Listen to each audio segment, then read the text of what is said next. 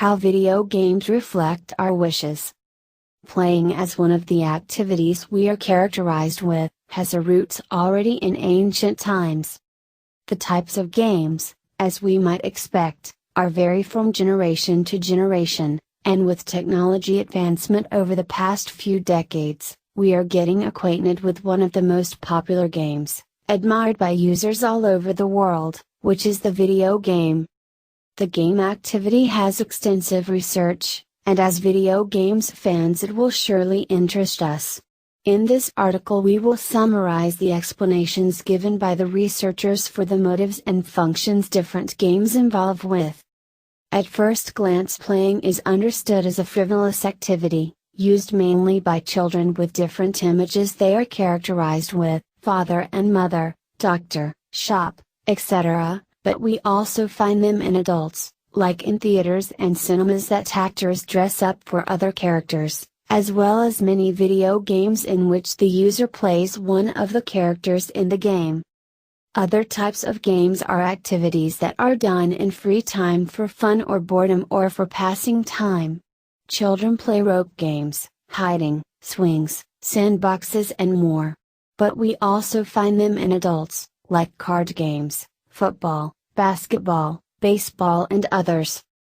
Worth noting, although games seem like frivolous activities, they are often considered very serious issues for both the players and the fans, for games with audience.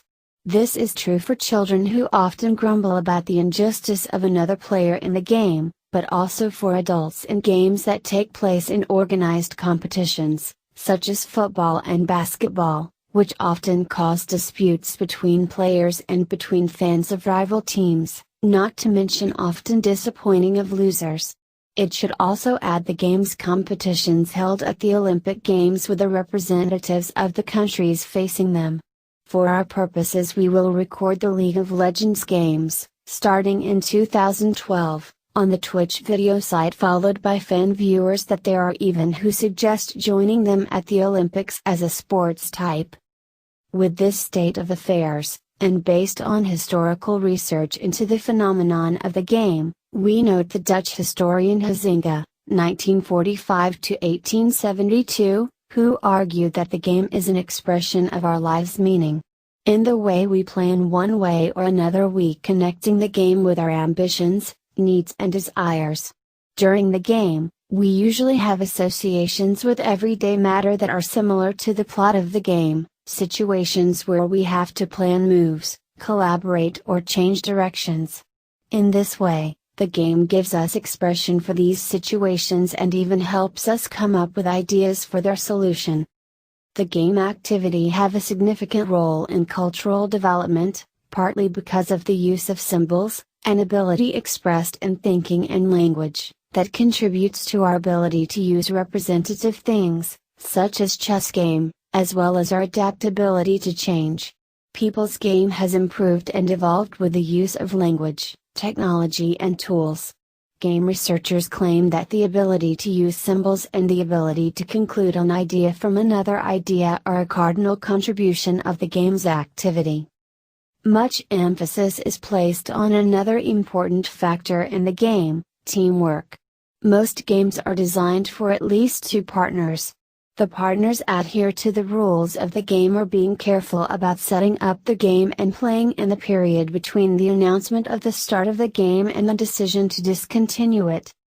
These features explain the existing need for any age to participate in games that happen in our lives, in organized games, or in games we play in close context.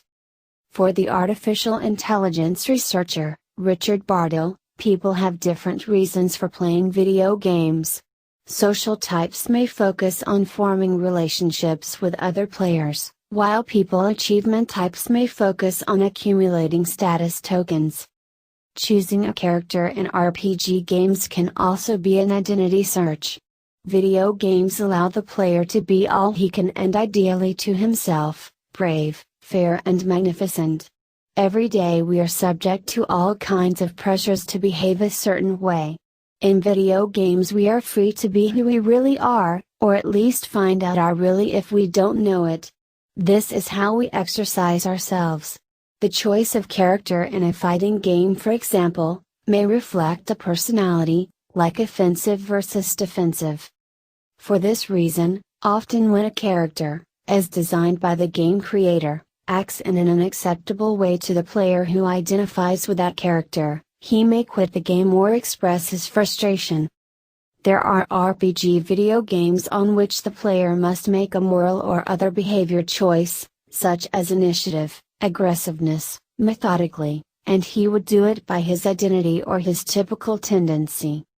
For researchers, pleasure is not the main reason why we play video games but the result of satisfying basic needs. Video game worlds provide us with places where we can act immunity within the realities of the game and yet are released from significant results.